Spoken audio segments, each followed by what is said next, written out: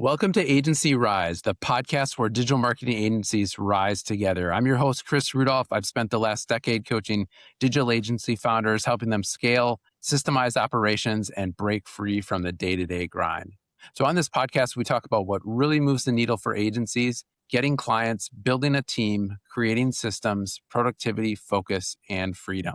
There's no hype here, no guru nonsense, just real conversations from the agency trenches. So my guest today is Brian Lassonde, founder of PPC Boost. And PPC Boost is a Google Ads and paid advertising agency known for its practical, performance-driven approach to lead generation. So Brian spent years helping service businesses turn paid search into a predictable growth system. And we're diving into what it really takes to scale PPC and paid social without burning out as a founder. So Brian, welcome to the podcast. Awesome. Yeah, thank you so much, Chris. Appreciate you inviting me on and excited to chat today. Awesome. For those of you that aren't familiar with you, tell us a little bit more about you and your agency. Yeah, absolutely. Yeah, so I founded PPC Boost about 4.5 years ago. Yeah, we specifically focus on running paid media campaigns, both for e-commerce clients as well as B2B and lead gen.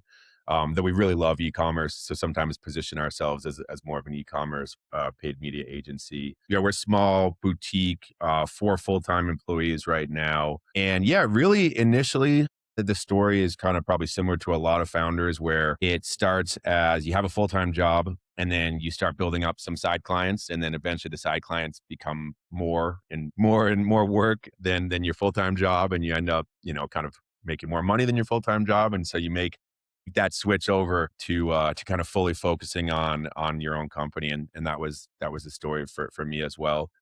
So yeah, going back to about about 2021 or so, was really when things started to kick off. I had a couple kind of side clients, like I mentioned, but then once landed a few bigger ones, decided to kind of make that leap over to fully running my own company and not working for another company. Yeah, that's great. I know, I think you're totally right. Like, as far as that's the story that for a lot of founders. Yeah. What was going through your mind as you're like getting ready or you're considering taking that leap?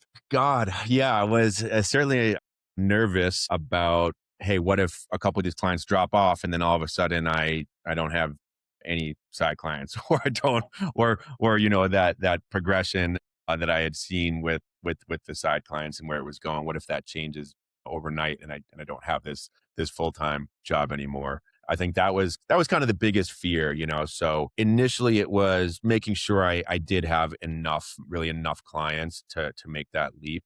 And then it wasn't just like all on 1 or 2 clients. I think that certainly would have kept me up a lot at night. For sure. What kind of made you, you're considering it. What made you like go for it and just say, I'm going for this? Yeah, I mean, for me, what it always goes back to is just the appeal of freedom, of truly being able to choose what clients you work with, what services you offer, um, how you offer those services, how you conduct business. As is probably similar to a lot of other people, I did work at agencies before this, and a mix of good and bad experiences. But I think one of the things that drove me crazy is when it was a situation you just didn't really have control over, whether it be a toxic client yelling at you, writing in all caps, whether it was your fault or not. I have quite a few stories like that from back in the day, and the agency owner just kind of saying, "Hey, like suck it up. They're the client. You gotta. It's customer service, whatever." So for me, I think that was really one of the biggest things that was attractive to me. I mean, obviously, seeing the revenue, that I was driving on the side, and then when I started was certainly appealing, but I really think it was that freedom and kind of autonomy that appealed to me, of moving from another company to starting my own company. Yeah, that's good. Any pivots along the way or key parts where you had to make like kind of big decisions that kind of really affected kind of where you're at now? Yeah, initially it was when I first started out and I was managing everything, myself. I think, that was, there was a few kind of early days where it was a little a little stressful, right? Especially when I was managing the full-time job and then side clients as well, where I'm now getting hit up over email by, you know, two, two, two sets of different clients, right? And then kind of thinking like, okay, did I make the right decision? Do I want to do this? And so, yeah, I mean, the pivot was like, I don't want to just be like a solopreneur. I believe that the term people use there. I did want to build a team, even though to kind of keep it small. So I had actually invited somebody that I used to work with at a previous agency to come on board as, number two in the company, really helped me with a lot of that fulfillment with and client communication. So that was, and I did make that decision pretty early on. I honestly don't know if I would have lasted a couple years or even a year if it was me trying to do everything. So that was Hmm. key. Also, tied into that too, it was, and this is a couple years later, but looking for contractors or virtual assistants to help fill roles too. That's something like I wish I had known early on and started with that as well. 'Cause I think that in the last couple years has really helped save us a lot of time and help fill some roles that just don't need to be, a full-time W-2 role. Yeah, that's good. That's good. So, kind of looking back, what have been the biggest drivers of your agency's growth? Yeah, biggest drivers for us have been, I'd say, a mix of partnerships and referrals, in terms of the new clients that we're able to get. And really even seen this a lot recently where it's been diving more into my existing network, whether that means posting on LinkedIn, talking to people who I used to work with 10 years ago. And it's interesting too, once you start posting a lot on LinkedIn, those people start reaching out to you again, right? And so Yeah, yeah, yeah, that's I would say that's been one of the biggest areas of our growth is, yeah, building these partnerships with other agencies, right? So it could be, we have some where they're an SEO agency and, they'll pass PPC leads on to us and vice versa. I used to do SEO a long time ago, but then I decided I wanted to move just into paid media. So we kind of try to stay in our lane there. So definitely lots of opportunities with that. Same with some development companies. So with e-commerce, a lot of people are on Shopify. So if we're able to work, or build a connection, I should say, with a Shopify development agency, and they're not a big agency that does everything, but they're just doing development. We just do paid media. There's just those natural areas for building like a strategic partnership. Yeah, that's really good. Brian, I think what you're describing, like that partnering, I think that's what I'm seeing is working really, really well, probably the last like couple years. And I think is the future of like boutique, specialized, really high quality in their lane, like a Mhm. agency in their lane, and then partner with others that maybe don't do the exact same thing or serve the exact same client and really like team up and like, Yeah. tap into the clients that they have or the leads they have and vice versa, creating those kind of, it doesn't have to be official like business partnerships, but those alliances that can be really powerful. That's Yeah. good. Yeah, absolutely. Anything tips on like you mentioned referrals have been big. What's been helpful when it comes to, kind of fostering referrals? Yeah, I mean, it probably sounds cliched, but I think the idea of trying to provide things to people first before asking for something from them, right? I think that was maybe one mistake I made in the early days of, okay, hey, we got this referral program and you get a percent cut, da da da, send us some leads, right? Um, and what I've noticed more is, when you don't think about that immediately, but more so with let's take the SEO agency for example, where you send them 1, 2, 3 leads, over to them first. Of course, kind of get some, usually get some paperwork kind of in place to kind of at least like say what the deal is, but then just not being too pushy out of the gate, right? Like giving them or making sure you can provide a couple clients to them. And then the piece that at least that's worked for me is just having regular check-ins with those referral partners, even if they haven't provided any clients or leads to us yet, but whether that's hopping on a call, checking in every so often.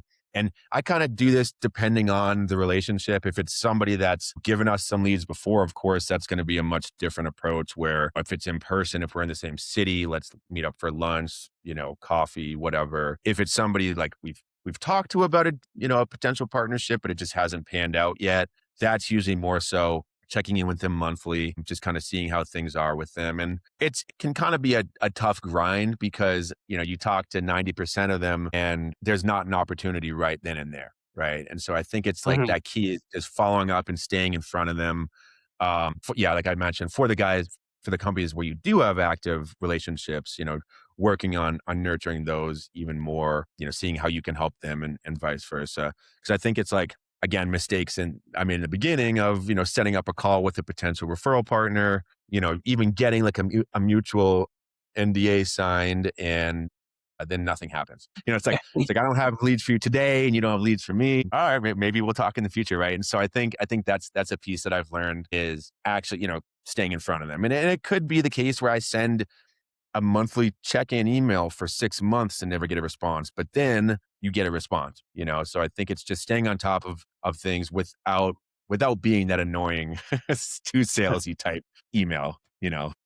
Yeah, that's a really good. I think that's super valuable, and just the perseverance, but doing it like in a, in a not annoying way Yeah. is you'd mentioned like posting on LinkedIn, and then people kind of from the past kind of come out of the woodwork. That's Hmm. actually, like, I've seen that, especially for people who have been in the industry for a while, or they used to work in other agencies, or they had different colleagues in corporate. That's actually, a lot of times you think like, man, social takes a lot, creating content takes a lot of time. It can be really challenging at time. You can a lot of times put in a lot of work and you don't get things out of it. But I think just that alone, staying top of mind, just something that triggers someone, and you never know where those, somebody you went to high school with now is in, like, he has a really key connector in your niche. Or I Yeah. actually had an agency client that didn't really want to talk to people, didn't like to do sales, didn't like to do any marketing, just was an amazing design firm. Mm. And his whole growth strategy was working with kind of tech companies. And when their marketing team turned over, they would go to the next team, and then they would, what, two clients or one client became two. So, and then it just kept, snowballing from that. So, like, nurturing those relationships. Yeah. So what you're saying, I think, is actually, I've seen that work in a lot of cases. That's awesome. Yeah, I really started to make a big push for it, specifically on LinkedIn back in about August of last year. And I remember in month one, I had set up, I don't know, 8 or 9 calls within just that month. Now, granted, they weren't all in my ICP. They weren't like, hey, we're a 100K spender on Shopify, like send me a contract, right? But it was a mix of potential partners, people that were in my network, like other agency owners, even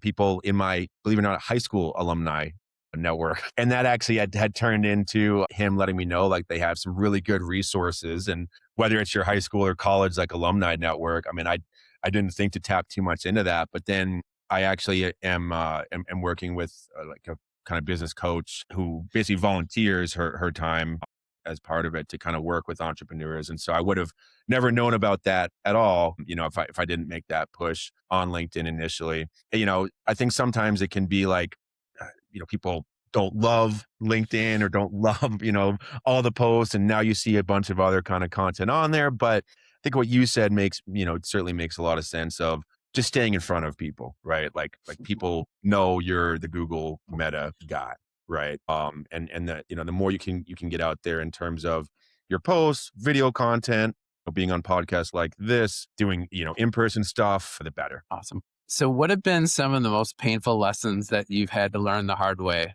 in your time as an agency? Yeah, God. I mean, I guess the most painful one is that like anybody can leave at any time for any reason. I mean, that's obviously I knew that from being in the agency world before, but I think that sometimes can be a tough reality, right? Like when you're at a stage where you're really growing, you're adding new clients, you've got certain MRR goals that you're looking to get to, and then all of a sudden, to no fault of your own, right? Like something changes internally, and they, either take things in house or they get a new marketing guy who's got his own agency and he wants to go with. So I think for lack of a better word, churn, right, which is something that just exists, obviously in the agency world, can be tough, just because it's a lot of times out of your control, and in terms of if a client stays or leaves. I mean, certainly there's ways to increase retention, right, that can minimize that.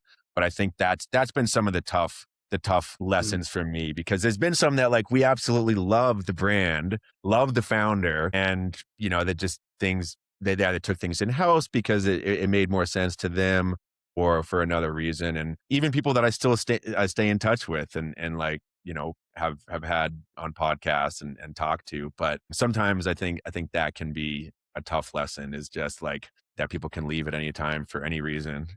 So yeah, that one is still kind of tough to get past. Yeah. So if you had to start your agency from scratch today with what you Mhm, know now, what would you mhm. do? You know, one thing which I know we were chatting a little bit before we started recording here, but is sometimes I go back and forth on this. Like I like that we're a specialty agency, that we're paid media, but I think I would have had a few ancillary services there from the beginning, like specifically creative, whether that's performance creative like meta ads or landing pages. Those are kind of a few gaps that just make sense for a paid media agency to offer. I mean, I'm not saying we should have started out trying to do everything, because that's like the opposite of what I think. But Mhm. now we're seeing specifically with Facebook things moving, and it's been this way for at least a couple years, where everything is creative. You talk to other specifically Facebook ad agencies, even people that don't touch Google. Certainly, there's still campaign types and settings, but it's primarily creative production, right? And so Mhm. that's an area where I wish we had been a little bit more ahead of things back, 4 or 5 years ago. But we were a little bit heavier on Google Ads back then, kind of made not really a pivot, but I guess a slight pivot to just focus on Facebook ads as well. When we started 4 or 5 years ago, it was just Google Ads. So sometimes there were those clients that said like, "Oh, you guys, yeah, absolutely, but we want somebody to manage Google and Facebook." Sometimes they say and SEO and other things, but I think Google and Facebook, there's like that natural synergy between those two channels, especially for like D2C e-com clients in that 7 to 8 figure range. So I think, Mhm. yeah, offering Facebook ads sooner, being a little bit more on top of creative production are two areas I wish had known a little bit more about. For sure. So when it comes to hiring and leading a team, what's one piece of advice that you would give to all the founders out there who are listening? Oh god, I wish I had like a really good snippet to say here. I don't know. I've heard that quote before of like, what is it? Hire fast, like fire faster or whatever. There's definitely some. We've found some really good people, and then I think there's also been cases where we have found some people that we thought were going to be really good. They interview really well, and then it doesn't pan out once they start working. So I guess the advice there is maybe have a 30-day, 90-day type probationary period where they're kind of testing them out before bringing someone on full time. Certainly as part of that, giving feedback along the way. But then if things aren't panning out after, I feel like after 30 days, you kind of know if somebody's going to pan out or not. And I think there's been cases where we've kind of given people maybe a little bit too much leeway for 2, 3 months and then cut them off. So kind of cut your losses early there. But we're a small team. I don't claim to be an expert on hiring either. I know there's a lot of people out there that are much better at this, and I've seen some really like in-depth interview processes too, that I think is something that, we've done 2, 3, 4 interviews, give them an audit to do, present to us. But I think I've seen out there like some agency owners that just have a really good process. And I mean, it's like, it might take 2 hours for the person to apply, but they really, really want to work for you if they're going the distance there. Yeah, I that's been actually my experience too. Like when I first started like 20 some years ago, my first business, like I guess maybe it's just the personality type of entrepreneur. Like you're very optimistic and you always can, Mhm. you always hope for that things will change. And you're just Yeah. yeah, you have that view. And I think I made those similar mistakes as far as like, oh, they'll turn it around. But I agree with you. Like you Mhm. probably know within the first 30 days. And Yeah. yeah, to make quicker decisions on that. And another thing I found that's really helpful is, and I learned this years ago, and I'm so glad that I did from a mentor of mine of like, how can you make everything an audition and an audition for the type of skills that you need for the role? Now, certainly like when Yeah. when you are hiring for a sales role or even account management role, a traditional interview is going to really mimic a lot of what you need to see for Yeah. those roles. Now, if it's somebody who's doing development or they're doing SEO or they're making creative, an interview maybe is an important part. You want to get to know their personality and who they are, but it's not necessarily demonstrating the key qualities. Like I always have that going in my head of like, how can you make that everything an audition and really see the skills on display for the role that you need. Yeah. That's a good point. Yeah. And I mean, like, yeah, the audition is different for the role, for every role, right? Like you're Mhm. saying. Yeah, no, yeah, definitely had some cases where people can audition well, right? But then Yeah, they just don't show up for the when it actually matters, right? Whether it's like just not having that sense of urgency. Like yeah, we had somebody over the last year, super smart, in the interview process, like really good at putting together an audit. But then once it was time to actually like do work, it was slow. We kept having to kind of like nudge them to kind of get them to do anything. And there just wasn't that sense of urgency. And that, I think that's the tough part to find out before you hire someone, right? Like, mm, you can do all the auditions or interviews, right? Like have 3 rounds, 5 rounds, whatever, but then you still don't know how they're going to act on a daily basis, right? And mm. then the whole remote world we're all in now, remote work is, I think, makes it even tougher. It's if they're there sitting with you, like it's harder to slack off if they're than if they're across the world, right? Yeah, I could see being in performance marketing and e-com, like they're like that world is urgency, like Mhm. so like Yeah, that's a big challenge to like see how someone responds under that. yeah, yeah. I don't know how you test for that. I'm sure people out there smarter, way smarter than me, have figured this out and better at hiring. Because yeah, it's something like I said. I mean, we have a small team, so I haven't hired even 10 people, right? So it's a process where I definitely look to learn from some other agency owners who've got that process really nailed down. Yeah, like do you have to do like a in-person like wilderness survival challenge or something like that? I don't know. Yeah, I if have you to get think out out. alive, Yeah, you're exactly. hired. Well, what trends are you leaning into here in 2026? Let's see. So I know we were chatting a little bit before just about how we're using AI. So one piece there is on the creative front. I think there's a lot of different ways to approach creative. I'm not saying AI creative is everything, but that is one trend that we're leaning into. Just educating ourselves on that right now. We're Mhm. not offering that to clients yet, but I think we're building our skill set up where we're learning from others in the industry that are doing that really well. So I think that's a huge trend where it used to take so much time, for people to get assets developed or, hire an expensive like shoot, tens of thousands of dollars or whatever. And now you can do very similar things with AI. I think there's still certainly a lot of room for real human content,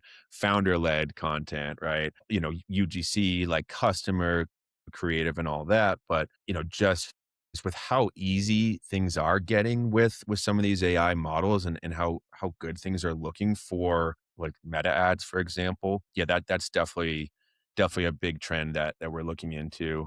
Or I'd say actively working on. The other one that is just, for anyone in the industry, they probably have heard this 1,000 times, but it's interesting just to see how over the last couple of years, like things have moved from overly segmented accounts to like consolidated accounts, right? Like, and we see this in both Google and Meta too, where back in the day, I mean, some campaign builds had 200 campaigns in there with very specific keywords, that tied to very specific ad copy. We're seeing now that less is more in terms of campaign structure. Um, in both Google and Meta. We've seen some accounts too where people who are doing it right and really just testing a lot of creative on the Meta front, they might have 4 campaigns and they're spending $1 million a month. Things don't need to be an overly complicated setup from a campaign structure or settings perspective. Nice. All right, Brian, we're going to go into our rapid fire round. So I'm going to fire Well, some questions and you give me a quick answer back. So, what's one tool or piece of software you couldn't live without? uh, I guess staying on the creative front would be Motion app. I mean, that's actually one that we started using by the recommendation of the Foxwell Group and a lot of people on. I know there's some competitors out there, but yeah, as we start really focusing more on creative performance, Motion app's been awesome. Awesome. And what's one daily habit that helps you be more effective? Man, I wish I could say like 10 daily habits because I'm big into habits. Okay, so I think the one of the biggest ones is just trying to eliminate as much noise as possible. And actually do work with a habit coach. I've been for a couple years on some of this stuff. And the first one we worked on was just taking my work email off my phone, which might sound Nice. counterproductive to some people who need it, but I didn't need it on there, and I had a constant urge of checking and checking my personal email, checking my work email when a new email came in, right? So that change alone just saved me so much stress, and then I was able to actually focus on what I had to do for my day. I'm it's still a work in progress, but even now I try to do that with texts and things where I tell my family and friends like if it's an emergency, call me. But I'm trying to check texts like a couple times a day, not this constant running noise because for me that stuff just and this goes for Slack too. I know some people are huge Slack people, but just limiting that noise and having set periods of the day where you check those. Yeah, I this is like a hot button for me because of research I see where like if you get you get distracted or something dings or you check Mhm. something that it takes up to 18 minutes to get back into that same level of concentration and creativity. So if Yeah. that's happening all day, it really, I mean, the stress level, the productivity just plummets. And Yeah. yeah, so I love that you said that. What's one book or mentor who has impacted you the most? Yeah, I mean, I guess it kinda tied in with habits, like, for me, the book Atomic Habits Mhm. was definitely, I think, one of my favorite books that I've read in the last couple years. I'm not a huge, like, business books guy, but that one I found and that's obviously a lot more than just a business book. It's Mhm. about habits, right? That one was huge, and then also would just give a shout out to the habit coach that I work with, Dr. K. He's been really great. Like we actually work on a weekly basis. Initially, we it started off with like personal habits, so taking work email off the phone or distractions off the phone, and then it turned more into having a 30-day plan, translating that into having a daily habit tracker too. This is something I had before, but it would last for like a month and then it would die off, right? That the Mhm. daily habit tracker. So for me personally, being able to have like a weekly call, go through 30-day plans, goals, and have, somebody keep me accountable, that was a game changer. Love it, love it. And what's one piece of advice that you'd give all the agency founders out there who are listening right now?